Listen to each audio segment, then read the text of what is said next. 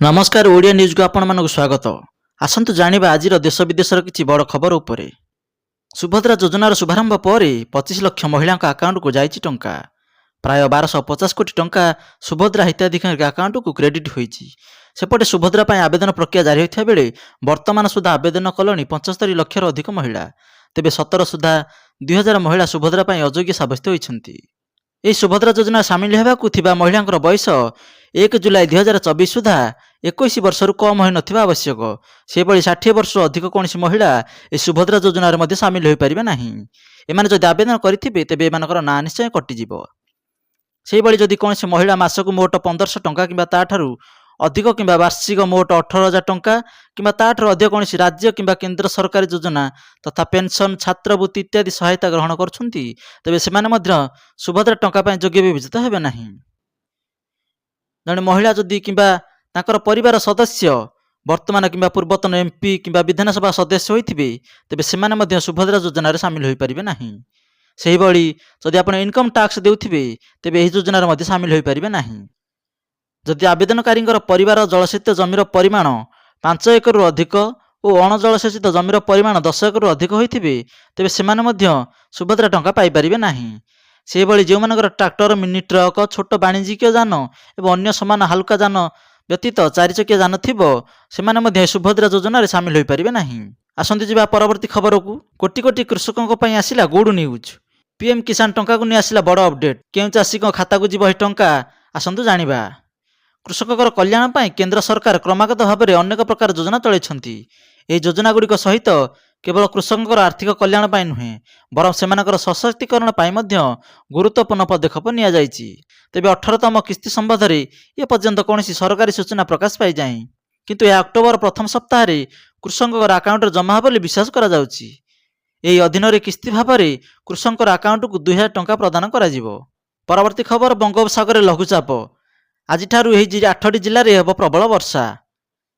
ଗତ କିଛି ଦିନ ହେବ ରାଜ୍ୟରେ ବର୍ଷାର ପରିମାଣ କିଛି ହେଲେ କମିଛି ଏବଂ ଗୁଳିଗୁଳି ଅନୁଭୂତ ହେଉଛି। ତେବେ ଉତ୍ତର ଆଣ୍ଡାମାନ ସମୁଦ୍ରରେ ସୃଷ୍ଟି ହୋଇଥିବା ସାମୁଦ୍ରିକ ଝଡ଼ ପ୍ରଭାବରେ ସୋମବାର ସୁଦ୍ଧା ବଙ୍ଗୋପସାଗରରେ ଏକ ଲଘୁଚାପ କ୍ଷେତ୍ର ସୃଷ୍ଟି ହେବା ସମ୍ଭାବନା ରହିଥିବା ବେଳେ ପାଣିପାଗ ସୂଚନା ଦେଇଛି। ଆଜି ଉତ୍ତର ପଶ୍ଚିମ ବଙ୍ଗୋପସାଗରରେ ସଂଲଗ୍ନ ପଶ୍ଚିମ କେନ୍ଦ୍ରୀୟ ବଙ୍ଗୋପସାଗରରେ ଏକ ଲଘୁଚାପ ସୃଷ୍ଟି ହୋଇଛି।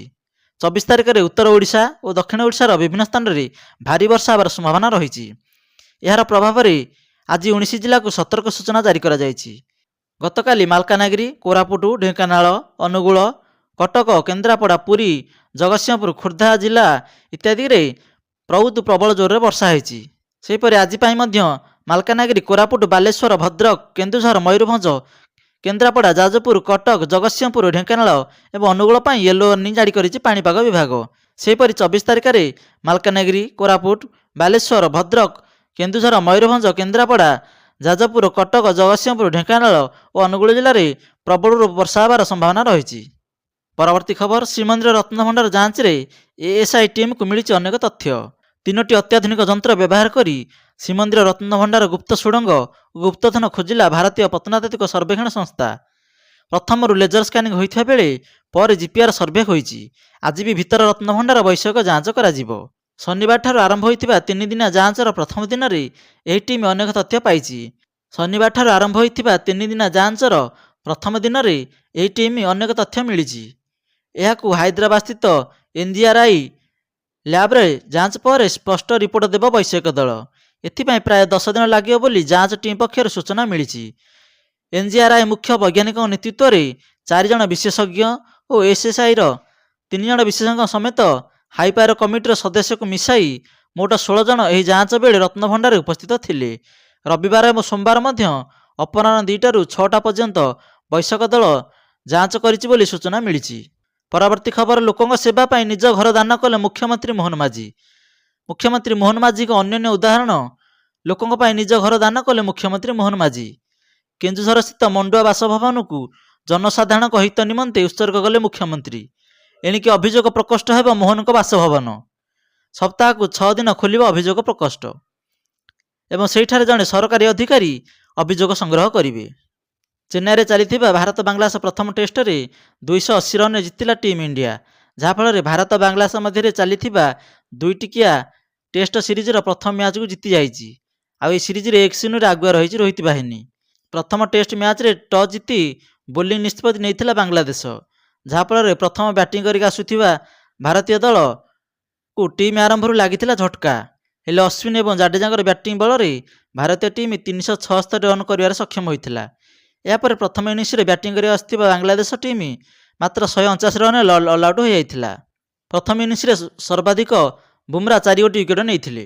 ତେବେ ପ୍ରଥମ ଇନିଂସରେ 227 ରନ୍ରେ ପଛରେ ରହିଥିବା ବାଂଲାଦେଶ ଦଳ ଦ୍ୱିତୀୟ ଇନିଂସରେ ମଧ୍ୟ ବ୍ୟାଟିଂ ବିପର୍ଯ୍ୟୟ ଘଟିଥିଲା। ଦ୍ୱିତୀୟ ଇନିଂସରେ ବାଂଲାଦେଶ ମାତ୍ର 234 ରନ୍ କରି ଅଲ୍ ଆଉଟ୍ ହୋଇଯାଇଥିଲା। ବାଂଲାଦେଶକୁ 576 ରନ୍ ଟାର୍ଗେଟ୍ ଦେଇଥିବା ଭାରତୀୟ ଦଳ ଶେଷରେ 280 ରନ୍ର ବିଶାଳ ବିଜୟ ହାସଲ କରିଥିଲା। ଦ୍ୱିତୀୟ ଇନିଂସରେ ଦ୍ରୁତ ବୋଲର ଭାବେ ଜସପ୍ରୀତ ବୁମ୍ରା ଗୋଟିଏ ୱିକେଟ୍ ନେଇଥିବା ବେଳେ ରବିଚନ୍ଦ୍ରନ ଅଶ୍ୱିନ୍ 6ଟି ଏବଂ ରବୀନ୍ଦ୍ର ଜାଡେଜା 3ଟି ୱିକେଟ୍ ନେଇଥିଲେ। ଦର୍ଶକ ବନ୍ଧୁ, ଆଜି ପାଇଁ ଖବର ଏତିକି। ଏଇଭଳି ଡେଲି ନୂଆ ନୂଆ ଖବର ଦେଖିବା ପାଇଁ ଆମ ଚ୍ୟାନେଲକୁ ସବସ୍କ୍ରାଇବ୍ କରନ୍ତୁ।